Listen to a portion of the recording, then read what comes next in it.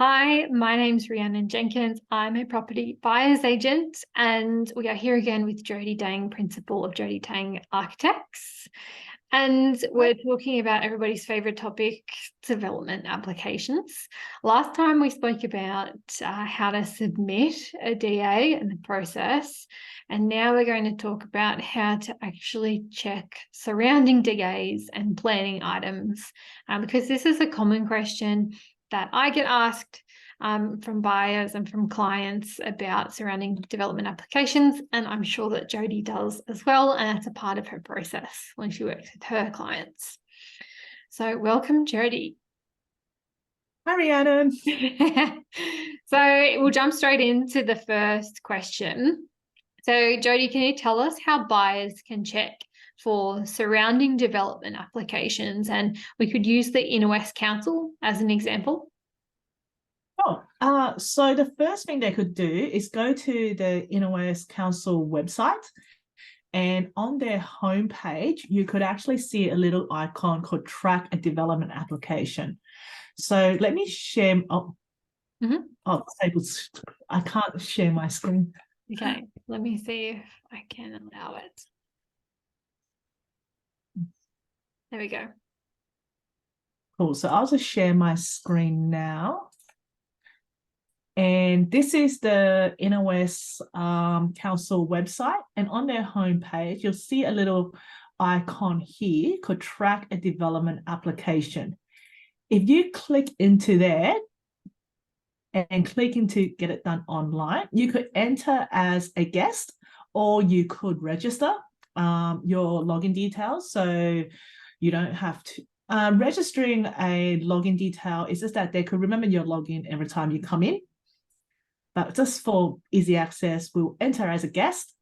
And this site then shows you all the development applications in the area that's currently being notified. So if you want to search for your street, best to go into View More.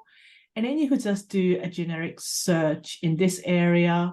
And then it will show you, it will kind of like filter through the ones on your street. And then from there, just for easy, we could take a look at this one. It would give you, we'll go to view. It could give you a few information about what they're doing and the time frame. And you kind of want to go into attachments and look for their plans. And then you can see what they're trying to build. And that could give you a good idea of what's happening on your street. So with development applications, if you're looking on your street, that's great. So you're looking at your neighbours, presumably either side, behind the actual lot itself. Is there anywhere else that buyers should be looking for development applications? Like, should it be looking at multiple streets, or what should they specifically be looking for? Mainly the primary street that their site is situated on. Because if you start to look at too far away, then it may not be relevant to your plot of land. And if you're thinking of doing a first floor extension or a granny flat at the back, it's usually best just to research your own street. Because when you get a bit too far away, sometimes just by being one street away, you could be looking at different planning regulations. So, but the street that you're on, usually the house to your left and to your right will share the same planning regulations. Okay. And one thing it is very important to keep track of is to see where the application details at. If it's still pending, it means that that application is not determined. So they may not get what they're asking for. But if it's determined, it means that it's been approved. So that's a good indication of that this application has been determined and this is what they got. Okay, because sometimes when you search as well for an individual address, they might have a pre-DA, a DA, a construction certificate. So could you just briefly touch on what those mean and which ones you should be focusing on? Sure. So pre-DA means that nothing has actually been submitted to council for formal as a formal application. It's actually a submission into council for some advice before they lodge their formal application. So it's just a general advice only, and it doesn't mean that that application would actually be approved. Determined application means that it has been submitted to council and that application has been approved by council. So those drawings that you see that has the stamped plans, then they have been approved by council to do what they want. However, once you get the approved plan, you need to go for construction certificate. And construction certificate, it means that they could actually build, and those drawings has been upgraded to include all the Building Code Australia and the building standards, so they could start construction. Awesome. Okay, that's really, really helpful. Some good tips. What about other planning items that buyers could look for in addition to development applications? What sort of things should buyers be aware of from that perspective? I think the very, very important thing that you need to look at is your 10.7 certificate, and that comes with your sales contract. So the 10.7 certificate tells you all the planning regulations associated to your site. So are you in a heritage conservation area? Is your property heritage listed?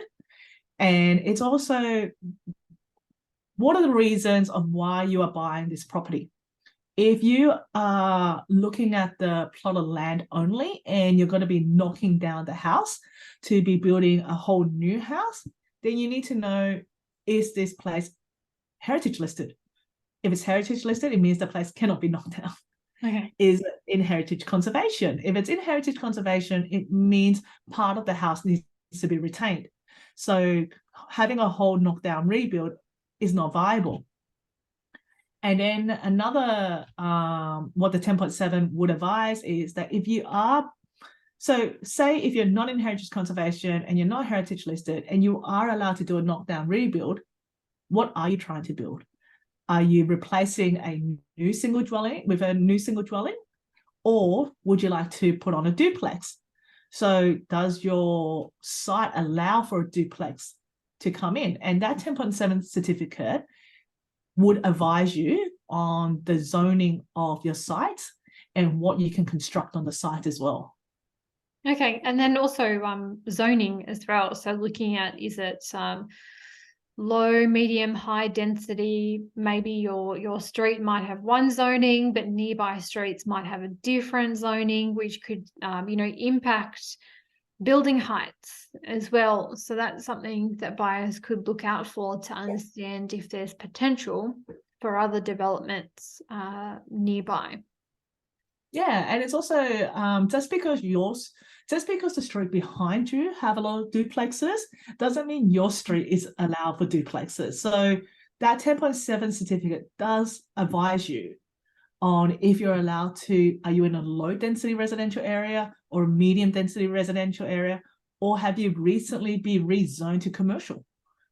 So, and those are all the very, very important information you need before you, I think, buy to construct.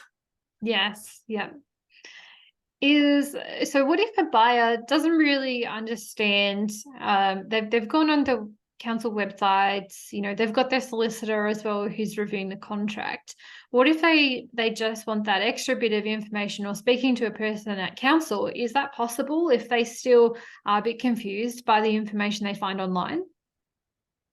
Yeah, so Inner West Council does have a duty planner that allows people to ask planning questions.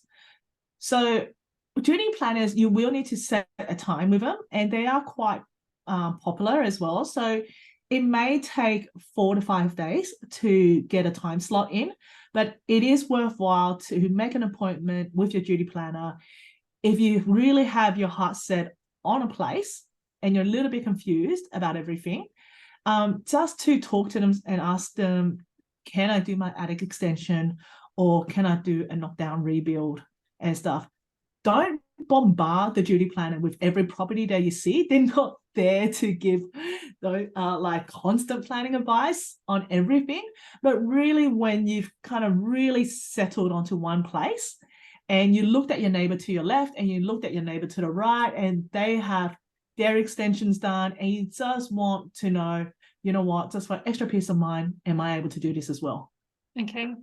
And then also you could reach out to an architect like yourself to get more That of is that true. specific information. So yes, maybe go to council for those general discussions, but buyers can reach out to you. Is that right, Jody, to do individual site assessments, I suppose?